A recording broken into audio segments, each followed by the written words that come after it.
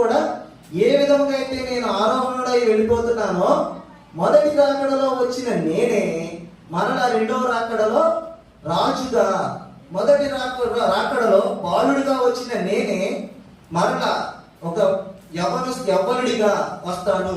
మొదటి రాకడలో శాంతి కాముకుడుగా వచ్చిన నేనే రెండవ రాకడలో ఉగ్రరూపుడుగా వస్తాను అని చెప్పేసి వెళ్ళిపోయాడు. చెప్పేసి నేను ఇలా చేశాను. యాక్చువల్గా ఉదాహరణకు ధర్మశాస్త్రంలో దేవుని చిత్తం ఇలాగ ఉంది, కానీ దాన్ని సరిగ్గా పాటించడం లేదు కాబట్టి నేను రావాల్సి వచ్చింది.